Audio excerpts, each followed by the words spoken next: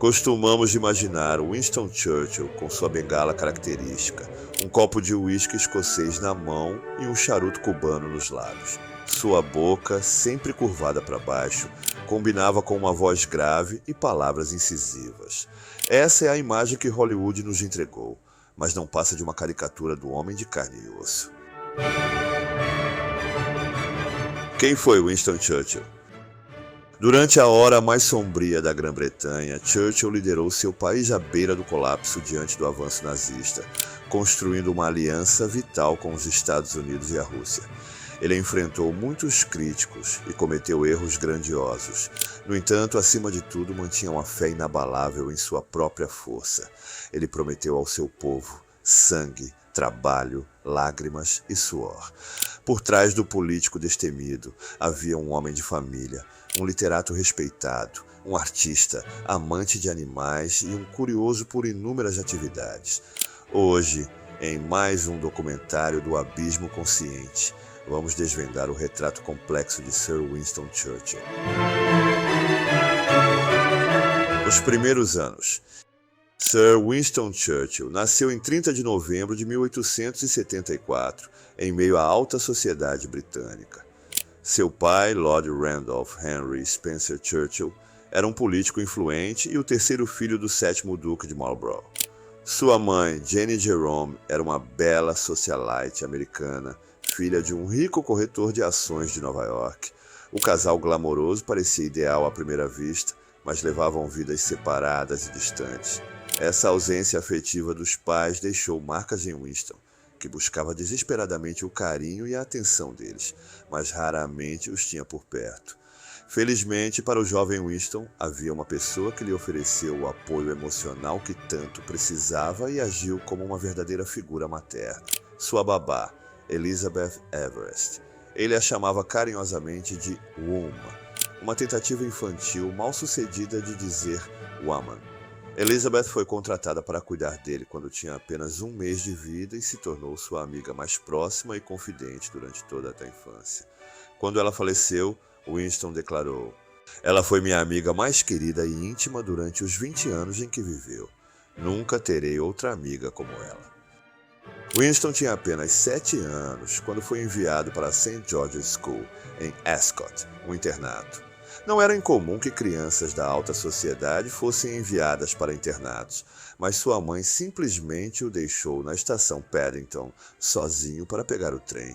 Na primeira escola, Winston sofreu bullying e foi castigado severamente pelo diretor, que usava um método de punição corporal conhecido como birching, no qual os meninos eram golpeados com varas nas nádegas. Após Winston apresentar marcas visíveis dessas agressões e sua babá implorar por sua transferência, seus pais decidiram tirá-lo da escola e o matricularam na Brighton School em 1882. Embora tenha escapado da brutalidade de sua primeira escola, Winston não gostou do aprendizado em Brighton. Ele odiava a disciplina rígida e era rebelde. Seu desempenho acadêmico era fraco e sua dificuldade de fala, uma leve língua presa, tornava-o alvo fácil de zombarias e provocações. Em 1888, Winston ingressou na Harrow School, mas com pontuações de entrada desastrosas, ficou classificado no final de sua turma. Na Harrow, Winston destacou-se apenas nas matérias que despertavam seu interesse, como inglês e história. Ele também demonstrou grande habilidade no esporte de esgrima, chegando a vencer o campeonato de esgrima das escolas públicas.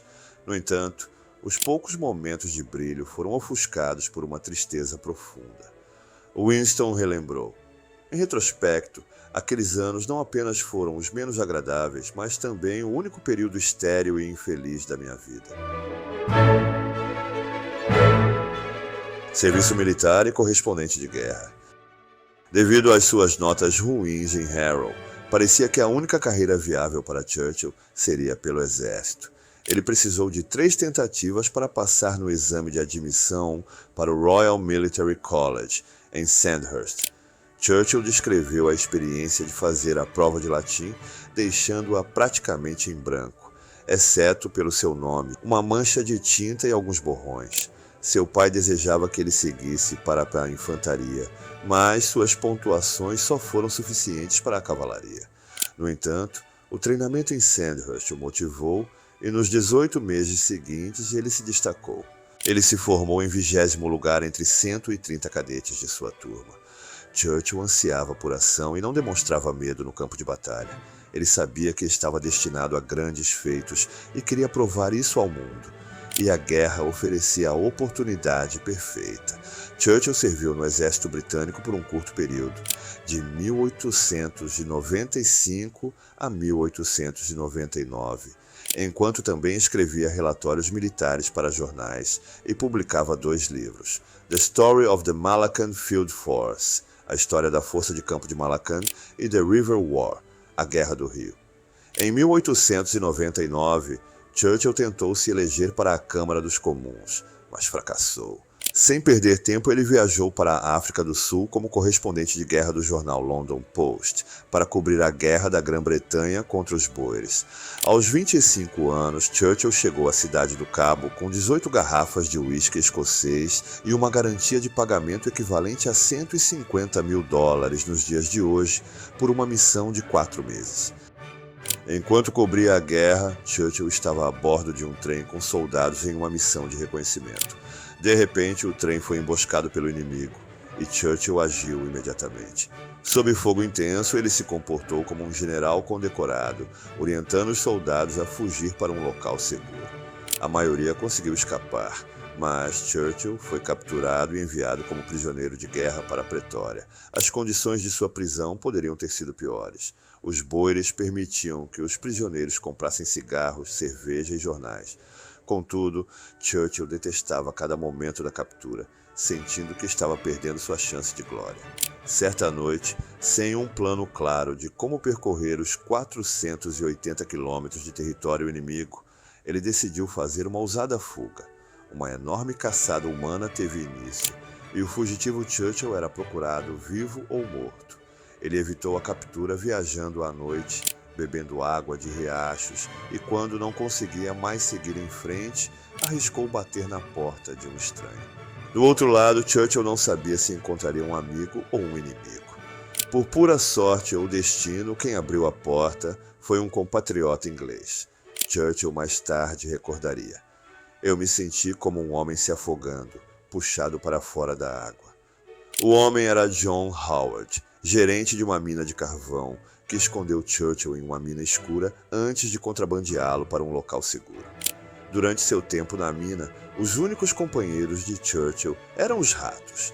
Na Grã-Bretanha, a história do filho de um lorde inglês escapando de um campo de prisioneiros e humilhando os boeres elevou o moral da nação. Churchill tornou-se um herói e celebridade da noite para o dia. Primeiros anos no parlamento. Com uma recepção de herói e sua popularidade recém-adquirida, Churchill se candidatou novamente ao parlamento. Desta vez, em 1900, ele foi eleito membro da Câmara dos Comuns, marcando o início de uma carreira política de 55 anos, com altos e baixos memoráveis. Churchill certa vez disse: "A política é quase tão emocionante quanto a guerra e igualmente perigosa. Na guerra você só pode morrer uma vez, mas na política, muitas vezes." Inicialmente, Churchill era membro do Partido Conservador, mas frequentemente se desentendia com seus colegas em várias questões.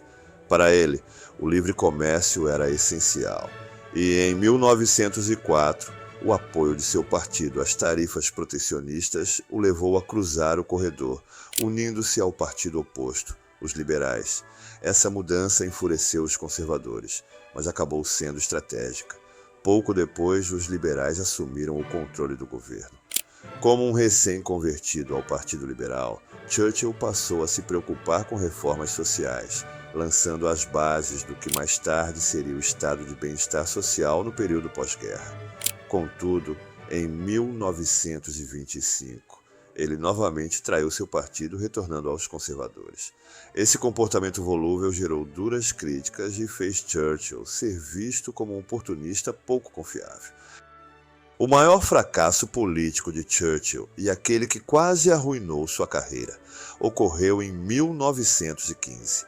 Na Primeira Guerra Mundial, o conflito havia chegado a um impasse na frente ocidental, com tropas aliadas presas na mortal guerra de trincheiras. Ansioso para encerrar o confronto, o gabinete de guerra britânico autorizou um ousado ataque militar, idealizado pelo então primeiro Lorde do Almirantado, Winston Churchill, de apenas 40 anos. O plano visava abrir uma segunda frente no Oriente, enviando tropas a mais de 1.600 quilômetros de distância, com o objetivo final de capturar Constantinopla, atual Istambul, e controlar a rota marítima entre a Europa e a Rússia. A estratégia envolvia inicialmente um ataque naval pelo Estreito de Dardanelos, seguido de uma invasão terrestre na Península de Galípoli, na atual Turquia. Contudo, a operação foi marcada por falta de inteligência militar adequada, incompetência e hesitação por parte dos comandantes. O resultado foi catastrófico. Metade dos navios foi perdida, e o desembarque nas praias de Galípoli transformou-se em um verdadeiro massacre, que se arrastou por 9 meses. Ao todo, 46 mil soldados aliados e 65 mil turcos perderam a vida na campanha de Galípoli. Certo ou errado, Churchill carregou o peso desse fracasso, que resultou em sua renúncia temporária da política. Após deixar seu cargo, ele voltou ao fronte de guerra. A campanha de Galípoli assombrou Churchill por décadas. Outro episódio controverso marcaria a vida de Churchill por anos e o levaria ao que ficou conhecido como os anos de exílio na política. Em 1929 surgiu um intenso debate sobre a possibilidade de autogoverno na Índia, que estava sob domínio britânico na época. Churchill, imperialista convicto, opôs-se veementemente à ideia. Ele também demonstrava desprezo por Mahatma Gandhi, a quem via como uma ameaça ao Império Britânico. Suas declarações sobre Gandhi eram frequentemente polêmicas. Churchill chegou a afirmar: Gandhi não deveria ser libertado apenas por causa de uma mera ameaça de jejum. Essa postura deixou Churchill isolado politicamente, exceto entre os conservadores mais extremistas da direita. Vida pessoal. Muito se escreveu sobre Churchill como estadista, mas quem era o Bulldog em casa? Como ele se relacionava com sua família e amigos? Winston Churchill conheceu Clementine Roger em 1904, aos 29 anos, durante um baile, mas não causou boa impressão. Ele não a convidou para dançar, apenas ficou olhando sem dizer uma palavra, de maneira considerada muito desajeitada. No entanto, 4 anos depois, eles se encontraram novamente em um jantar, e dessa vez a relação se transformou em um romance. O casal se casou em 1908 e permaneceu junto por 57 anos, até a morte de Winston, aos 90 anos. Apesar de Clementine ter posições políticas diferentes das de Winston, ela sempre foi uma apoiadora leal, tornando o apoio ao marido sua prioridade absoluta. Ela o aconselhava discretamente e era a única pessoa capaz de repreender seu comportamento. Winston, apesar de seu temperamento forte e por vezes dominador, era transparente em seu amor por Clementine. Claro, o casal também tinha seus momentos de conflito. Dinheiro era uma preocupação constante para Clementine, que apesar de ter nascido na aristocracia, viveu em dificuldades financeiras na juventude. Já Winston tinha hábitos caros, gastava demais, gostava de jogos de azar e frequentemente acumulava dívidas. Winston Churchill adquiriu a casa da família, Chartwell, uma propriedade que se tornaria um verdadeiro buraco negro financeiro. Ele fez isso às escondidas enquanto Clementine estava em repouso após dar à luz.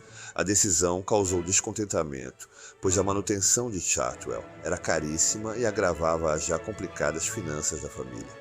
O casal teve 5 filhos, mas apenas 4 chegaram à vida adulta. A terceira filha, Marigold, morreu aos 2 anos e meio de septicemia, uma infecção no sangue que hoje seria tratada facilmente com antibióticos. A morte da menina foi devastadora para Clementine, que, segundo relatos, gritou de dor como um animal ferido ao receber a notícia. 1 ano depois, nasceu a 4ª filha, Mary, trazendo alegria novamente para casa. Winston ficou encantado em ver o berçário sendo usado novamente. Embora os deveres como estadista o mantivessem longe de casa por longos períodos, Churchill era dedicado à família e fazia questão de ser diferente dos próprios pais, que eram frios e distantes. Sempre que podia, demonstrava afeto pelos filhos. Ele construiu para eles uma casa na árvore em Chartwell e, usando suas habilidades como pedreiro amador, ergueu um pequeno chalé de verão para Mary. Ao longo de mais de 40 anos em Chartwell, Churchill se orgulhava de aprimorar a propriedade com as próprias mãos, construindo lagos, estruturas e pontes. A família Churchill também era conhecida pelo amor aos animais, tanto domésticos quanto exóticos. Winston sempre foi um amante dos bichos. Ainda adolescente, em 1891, ele vendeu sua bicicleta para comprar um bulldog chamado Dodo, iniciando sua longa relação com os pets. Quando não estava imerso em política ou desempenhando o papel de salvador de seu país, Churchill dedicava seu tempo a escrever, pintar, jogar polo, construir muros na propriedade de Chartwell, ou ainda viajando com amigos para lugares exóticos como Monte Carlo.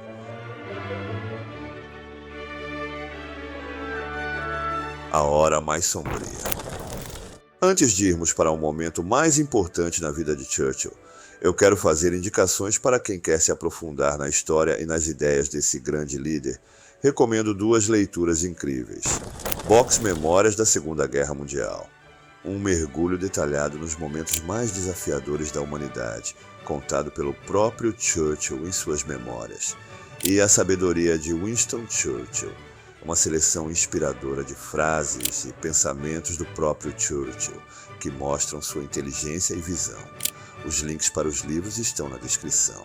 Aproveite para explorar e se debruçar em mais conhecimento sobre essa lenda da história. Lutaremos nas praias, lutaremos nos campos de pouso, lutaremos nos campos e nas ruas, lutaremos nas colinas, nunca nos renderemos. Se não fosse por Hitler e pelos nazistas, Churchill talvez nunca tivesse se tornado primeiro-ministro da Grã-Bretanha. Após perder sua posição no gabinete em 1929, muitos acreditaram que sua carreira política estava encerrada. Mesmo afastado da política ativa, Churchill permaneceu em evidência. Ele continuou escrevendo livros, discursos e artigos para jornais, alertando incansavelmente sobre os perigos que Hitler representava para o mundo. De sua casa em Kent, as previsões de Churchill sobre o crescimento do poder nazista e a busca pela dominação global estavam se tornando realidade.